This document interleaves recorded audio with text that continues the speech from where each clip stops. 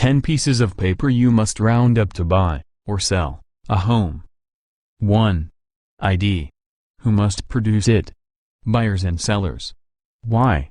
The lender wants to know that you are who you say you are, buyers, and the title insurance company wants to make sure, sellers, that you actually have the right to sell the home.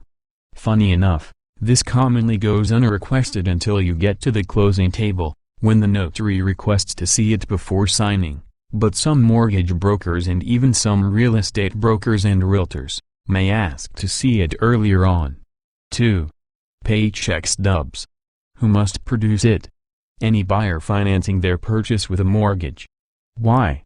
Buyers' purchase price ranges are determined, in part, by their income. 3. 2 months bank account statements. Who must produce it? Buyers getting financing, sellers selling short. Why? Buyers' lenders now require proof of regular income and proof that the down payment money is your own. 4. 2 years T4 forms or tax returns. Who must produce it? Mortgage-seeking buyers. Why? Banks want to see a stable, long-term income. They also limit you to claiming as income the amount on which you pay taxes. 5. Updated everything. Who must produce it? Buyer, mortgage applicants. Why? Because things change, and because the time period between the first loan application and closing can be many months, on today's market. During the time between contract and closing, it's not at all unusual for underwriters to demand buyers produce updated mortgage statements, pay stubs, and such, and it's quite common for them to call your office the day before closing to request a last-minute verification of employment. 6. Quitclaim deed. Who must produce it? Married buyers purchasing homes they plan undisputed title is being transferred in the sale. 7. Divorce decree. Who must produce it? Buyers and sellers who need to document their solo status, or the property splitting terms of their divorce. Why? Again, to ensure the seller has the right to sell. Recently single buyers might need to prove they shouldn't be held to account for their ex's separate debts, or credit report dings. 8.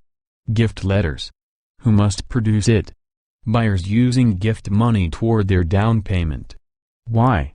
The bank wants to be sure the gift came from a relative, and is their own money to give. They also want the relative to confirm in writing that it's a gift, not a loan. A loan would need to be factored into your debt load. 9. Compliance certificates. Who must produce it? Usually sellers, but sometimes buyers, by contract. Why? Some local governments require various condition requirements be met before the property is transferred, like some cities which require a sewer line be video scoped and repaired, cities which require a checklist of items be met before a certificate of occupancy be issued, and energy conservation ordinances which require low-flow toilets and shower heads to be installed. Ask your real estate pro for advice about which, if any, such ordinances apply in your area. 10. Mortgage statements. Who must produce it? Any seller with a mortgage. Why? The lawyer will need to use them to order payoff demands from any mortgage holder, who has to get paid before the property's title can be transferred. Randy Bett. Investment realtor, author, investor. Real Estate Professionals Incorporated, Better Group Real Estate. 2025403 Crowchild Trail, Northwest Calgary, Alberta, T3B4Z1. Phone, 403-774-7464 extension 1. Fax, 403-208-0082. Toll-free fax, 888-711-6801.